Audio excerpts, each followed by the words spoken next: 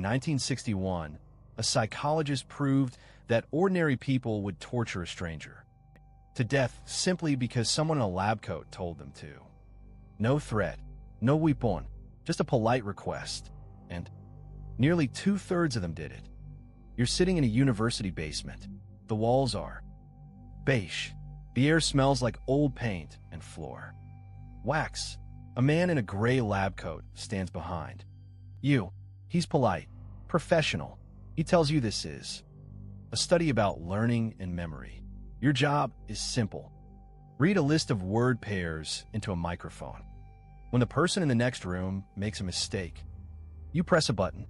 The button delivers in shalt 15 volts at first, mild, barely noticeable, but with every wrong answer, the voltage increases.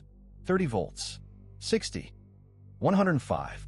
The man in the lab coat assures you it's necessary for the experiment. He says the shocks are painful, but not dangerous. You hear a voice from the other room, a grunt, then a complaint, then a shout. At 150 volts, the man in the other room demands to be let out. You hesitate. You turn to the researcher. He doesn't raise his voice. He simply says, "Please continue. The experiment requires that you go on." And so you do. Stanley Milgram was 27 years old when he designed the most disturbing experiment in the history of psychology. It wasn't disturbing because of what it revealed about cruelty. It was disturbing because of what it revealed about obedience. Milgram wanted to answer a question that had haunted an entire generation. How did ordinary German citizens participate in the Holocaust? Were they monsters? Were they uniquely evil? Or were they just following orders? He suspected the answer was something far more uncomfortable. He suspected that under the right conditions, anyone could be turned into an instrument of harm. The experiment began in the summer of 1961 at Yale University. Milgram placed advertisements in local newspapers. He was looking for male volunteers between the ages of 20 and 50. Teachers, salesmen, engineers, laborers. He offered $4.50 for 1 hour of participation. No prior experience required. When the volunteers arrived, they were told the study was about memory and learning. They were introduced to another participant, a mild-mannered man in his late 40s. Friendly, unremarkable. The two men drew slips of paper from a hat to determine their roles. One would be the teacher, the other would be the learner. The draw was rigged. The volunteer always became the teacher. The learner was an actor named James McDonough, and he had been hired by Milgram weeks in advance. The learner was taken into an adjacent room and strapped into a chair. Electrodes were attached to his wrists. The teacher watched this happen. He was then led back to the main room and seated in front of a large metal box. On the box were 30 switches arranged in a horizontal line. Each switch was labeled with a voltage level: 15 volts, 30 volts, 45. The labels escalated in 15-volt increments all the way to 450 volts. Beneath the lower switches were words like slight shock and moderate shock. Beneath the higher switches were phrases like intense shock, extreme intensity shock, and danger. Severe shock. The final two switches at 435 and 450 volts were marked only with XXX. The teacher was given a sample shock of 45 volts, so he would know what it felt like. A sharp sting, unpleasant but bearable. The task was explained. The teacher would read a series of word pairs to the learner over an intercom. Then he would test the learner's memory. If the learner answered incorrectly, the teacher would administer a shock. After each wrong answer, the voltage would increase by 1 level. The purpose, the teacher was told, was to study the effects of punishment on learning. Standing beside the teacher throughout the experiment was a man in a gray lab coat. His name was John Williams, and he was also an actor, though the teacher did not know this. Williams played the role of the experimenter. He carried a clipboard. He spoke in a calm, measured tone. He provided no emotional reaction. He simply gave instructions. The experiment began. The learner made mistakes. At first, the shocks were low. 75 volts. 90. The learner grunted softly through the intercom. At 120 volts, he complained that the shocks were becoming painful. At 150 volts, he demanded to be released. He said he wanted to stop. He said his heart was bothering him. The teacher turned to the experimenter. The experimenter did not acknowledge the learner's distress. He said, "Please continue." The teacher hesitated. The experimenter said, "The experiment requires that you go on." Most teachers obeyed. At 180 volts, the learner screamed that he could no longer stand the pain. At 300 volts, he shouted that he refused to answer any more questions. The intercom went silent.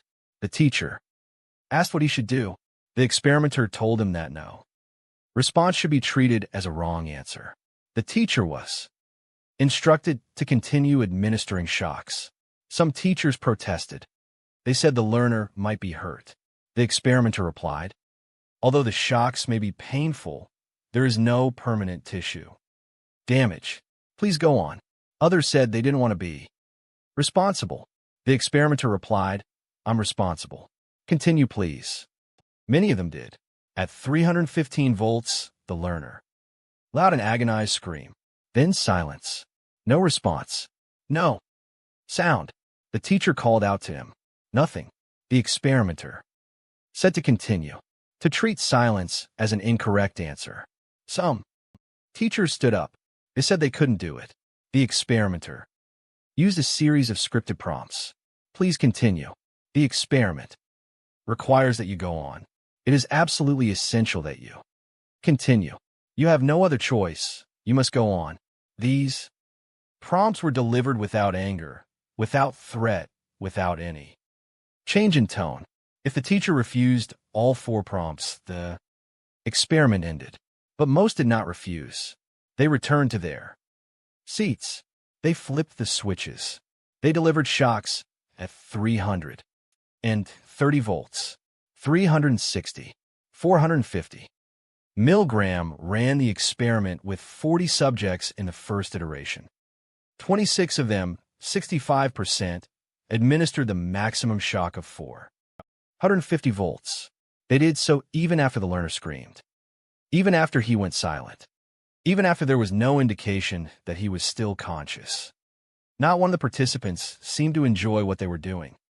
Many of them sweated, stuttered, laughed nervously, dug their nails into their palms. But they continued. When the experiment ended, the teacher was introduced to the learner, who walked into the room unharmed. The teacher was told that no shocks were delivered, that the screams had been recorded, that the entire procedure was designed to study obedience, not memory. Some participants were relieved. Others were ashamed. A few were angry, but none of them had stopped. Milgram was not surprised by the results. He was horrified by them. Before conducting the experiment, he had surveyed psychiatrists, college students, and middle-class adults, asking them to predict how people would behave. The consensus was that virtually all participants would refuse to go beyond 150 volts. The psychiatrists estimated that only 1 in 1,000, a pathological fringe, would administer the maximum shock. They were wrong by a factor of more than 600. Milgram wrote that he had found something he did not want to find. He had found that ordinary people, simply doing their jobs, without any particular hostility, could become agents in a destructive process. He had found that when confronted with authority, moral consideration became secondary to obedience. The experiment was not an anomaly. Milgram conducted 18 different variations over the next 2 years, testing more than 700 participants. He changed the location. He changed the appearance of the authority figure. He changed the proximity of the learner. In one variation, the experiment was moved from Yale University to a rundown office building. In Bridgeport, Connecticut, the percentage of participants who administered the maximum shock dropped, but only to 47%. In another variation, the experimenter left the room and gave instructions over the phone. Obedience dropped to 21%. When the teacher was required to physically press the learner's hand onto a shock plate, obedience dropped to 30%. But it did not disappear. Even when forced to inflict harm with their own hands, nearly 1 in 3 participants obeyed. Milgram identified several factors that increased obedience. The first was proximity to authority. When the experimenter stood close to the teacher, obedience was highest. The second was distance from the victim. When the teacher could not see or hear the learner, obedience increased. The third was the perceived legitimacy of the authority figure.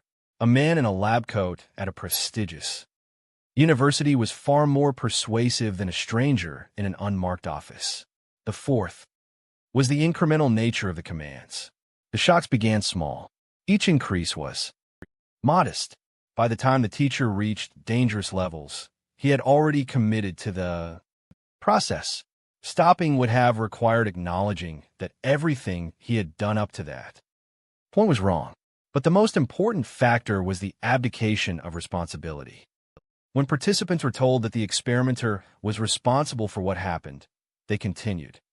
When they were told that they themselves bore responsibility, many refused.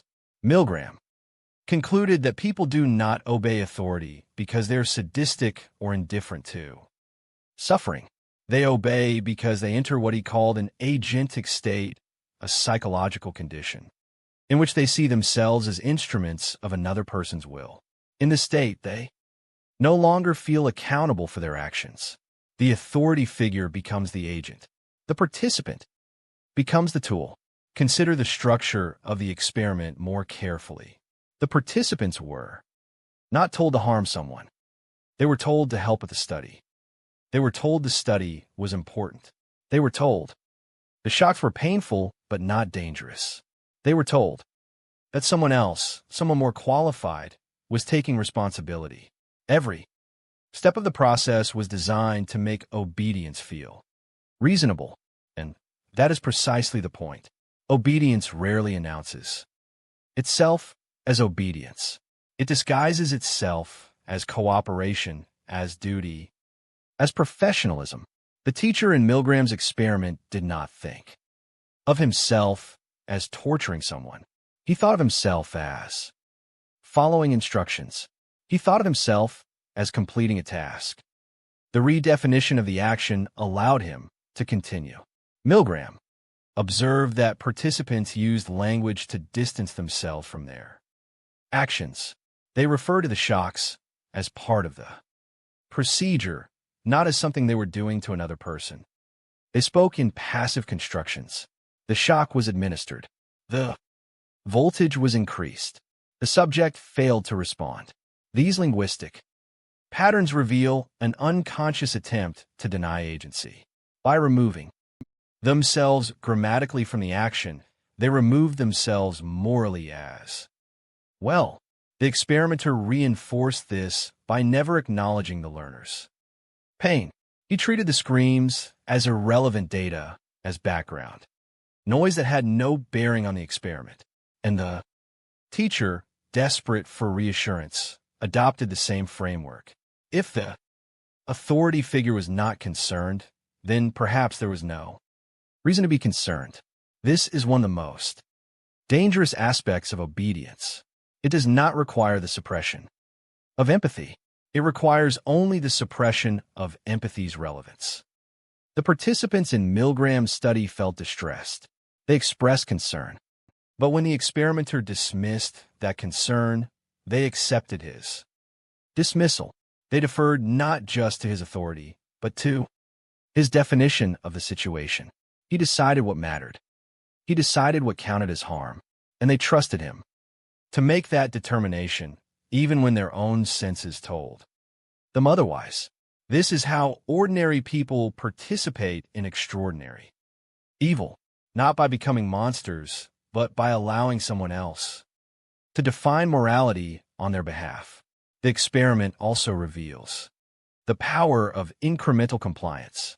The shocks did not begin at 450 volts. They began at 15. Each increase was small enough to seem like a minor continuation of what had already been done. This gradual escalation is a hallmark of coercive systems. Authoritarian regimes do not announce their intentions at the outset. They begin with small requests. Register your religion. Wear an identifier. Relocate to a designated area. Each step is justified as reasonable, as temporary, as necessary for the greater good. By the time the final step arrives, the capacity for resistance has been eroded. People have already complied so many times that refusal feels inconsistent, even irrational. They have already crossed smaller moral boundaries. Crossing the next one requires no additional justification. It simply requires continuing in the same direction. Milgram also documented the various strategies participants used to resolve the conflict between obedience and conscience. Some of them asked the experimenter for reassurance. They wanted to be told explicitly that they were not responsible. Others distanced themselves emotionally from the learner. They avoided thinking about him as a person. They focused on the task, on the switches, on the procedural aspects of the experiment. A few participants openly expressed doubt, but continued anyway, as if voicing their concern absolved them of responsibility for their actions, and some simply dissociated. They performed the task mechanically, as if they were not fully present. These strategies are all forms of moral disengagement, psychological mechanisms that allow people to act in ways that contradict their values without experiencing overwhelming guilt. What makes this particularly disturbing is that these mechanisms are not pathological. They are normal. They are part of the standard cognitive toolkit that humans use to navigate complex social environments. In many contexts, deference to authority is adaptive. Children defer to parents. Students defer to teachers. Employees defer to managers. These hierarchies exist because they allow groups to coordinate, to make decisions efficiently, to function as collective units. The problem is that the same psychological mechanisms that enable productive cooperation also enable destructive obedience. The brain does not distinguish between legitimate authority and illegitimate authority based on moral criteria. It distinguishes based on social cues: the lab coat, the clipboard, the confident tone, the institutional setting. These cues trigger automatic compliance, and by the time conscious deliberation occurs, the action has already been initiated. This cognitive shift happens constantly in the real world. Bureaucrats who implement harmful policies do not see themselves as enforcers of injustice. They see themselves as administrators following protocol. Soldiers who participate in war crimes do not see themselves as murderers. They see themselves as following orders in a chain of command. Corporate employees who cover up dangerous products do not see themselves as complicit in harm. They see themselves as protecting the company. The language changes. The framing changes. And with it, the moral weight of the action is redistributed away from the individual and onto the institution. This is not rationalization after the fact. This is the psychological mechanism that allows the action to occur in the first place. This phenomenon is not limited to extreme situations. It operates in everyday life. An employee is asked to misrepresent data on a minor report. It seems harmless. Then he is asked to do it again. Then the misrepresentation becomes slightly larger. Then it becomes routine. At no point does he wake up and decide to become unethical. At no point is there a clear moment of moral decision. Instead, there's a slow drift, a series of small compromises, each one justified by the precedent of the one before. By the time the behavior becomes indefensible, it is also too late to stop, without admitting complicity in everything that came before. The incremental nature of compliance creates a psychological trap. Stopping requires confronting not just the present action, but the accumulated weight of all previous actions. This finding has profound and uncomfortable implications. It suggests that the Holocaust was not the result of a uniquely evil population. It suggests that the guards at Abu Ghraib, the soldiers at My Lai, the bureaucrats who administered apartheid were not aberrations. They were ordinary people placed in situations where obedience was expected and disobedience was costly. Milgram's experiment demonstrated that the line between good and evil is not fixed, it is context-dependent. It is shaped by the presence or absence of authority, by the structure of the environment, by the incremental nature of moral compromise. The experiment also raises questions about the nature of evil. Hannah Arendt, in her coverage of the trial of Adolf Eichmann, coined the phrase "the banality of evil." She observed that Eichmann was not a monster. He was a bureaucrat. He was ordinary. He followed rules. He did his job. He did not hate Jews. He simply did not think of them as relevant to his decision-making. Milgram's experiment provides empirical support for Arendt's thesis. It shows that evil does not require malice. It requires only obedience, a hierarchical structure, and a mechanism for diffusing responsibility. The most dangerous people are not those who want to cause harm. They are those who are willing to cause harm because someone in authority told them it was necessary. The implications of this are staggering. It means that the capacity for obedience is built into the architecture of human cognition. It means that under the right conditions, almost anyone can be made to act against their own moral judgment. It means that the question is not whether you are capable of doing harm when ordered to do so. The question is whether you will ever be placed in a situation where those orders are given. And if you are, whether you will recognize what is happening quickly enough to resist. This understanding should terrify us, because it means that the mechanisms of atrocity are always present. They do not require a particular ideology. They do not require hatred or fanaticism. They require only the conditions that Milgram created in a basement laboratory: an authority figure, a clear hierarchy, a gradual escalation, a diffusion of responsibility. These conditions exist in corporations, in governments, in militaries, in schools, in hospitals. They exist wherever there is structure, wherever there is chain of command, wherever individuals are asked to carry out orders without full knowledge of their consequences. And in those environments, ordinary people will do extraordinary harm, not because they are evil, but because they are obedient. Despite the controversy, Milgram Experiment remains one of the most replicated studies in psychology. In 2009, researchers at Santa Clara University conducted a partial replication using modified ethical procedures. They stopped the experiment at 150 volts, the point at which the learner first demands to be released. Even with this limitation, 70% of participants were willing to continue. In 2016, a Polish study found obedience rates consistent with Milgram's original findings. In 2017, researchers in the Netherlands used virtual reality to simulate the experiment, removing any risk of actual harm.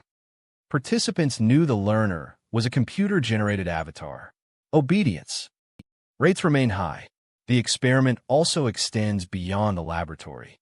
In 1971, Philip Zimbardo conducted the Stanford Prison Experiment, in which college students assigned to play the role of guards became abusive towards students assigned to play prisoners. The experiment was terminated after 6 days because the guard behavior had become dangerous. Zimbardo later testified as an expert witness in the trial of a guard from Abu Ghraib, arguing that the abuse was a predictable result of situational forces rather than individual pathology. In 1978, over 900 members of the People's Temple died in a mass murder-suicide in Jonestown, Guyana, after their leader, Jim Jones, ordered them to drink poison. Survivors reported that people obeyed, not because they wanted to die, but because they could not imagine disobeying. These are extreme examples, but the mechanisms Milgram identified operate at every level of society. Employees follow unethical orders from managers because they fear losing their jobs. Soldiers commit war crimes because they are told the orders come from above. Citizens comply with unjust laws because they assume someone in authority must have a good reason. The Milgram experiment shows that obedience is not a function of moral character. It is a function of social structure. It is easier to obey than to resist, especially when resistance requires standing alone. Resistance, Milgram found, was not a matter of superior morality. It was a matter of situational awareness and social support. Participants who refused to continue past a certain point often did so not because they had a stronger moral compass, but because they had a clearer understanding of what was being asked of them.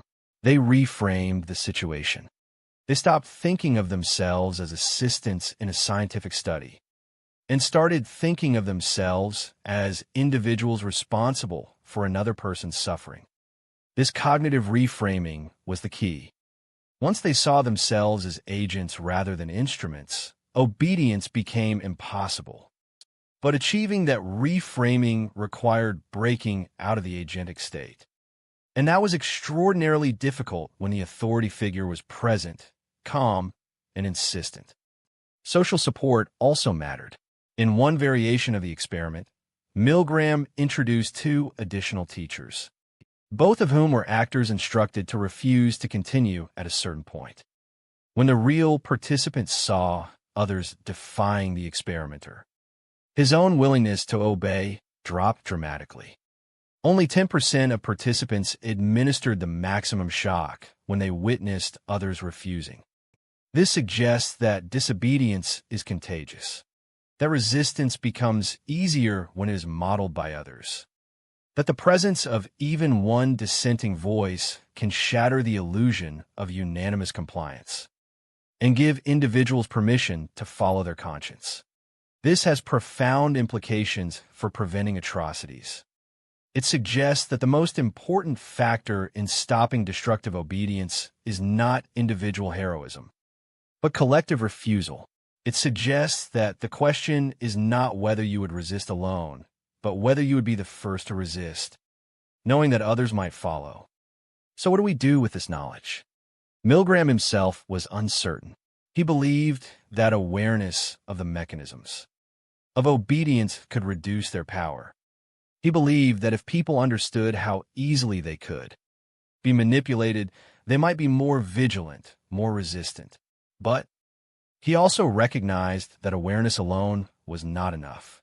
The participants in his experiment were not stupid. They were not unaware that what they were doing was wrong. They simply could not translate that awareness into action. They could not overcome the situational forces that compelled them to continue. Milgram concluded that the most effective defense against destructive obedience was not education, but structural change. Systems that diffuse responsibility must be redesigned to concentrate it. Hierarchies that insulate authority figures from the consequences of their orders must be flattened. Environments that punish dissent must be restructured to reward it. But structural change is slow, and in the meantime, individuals still face the question of what to do when confronted with an order they know is wrong. The answer is not simple.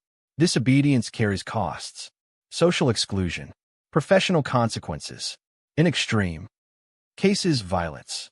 The participants in Milgram's experiment who refused to continue did not suffer any real penalty, but in the Real world. Refusal is often punished swiftly and severely. Whistleblowers lose their jobs. Conscientious objectors are imprisoned. Dissidents are silenced.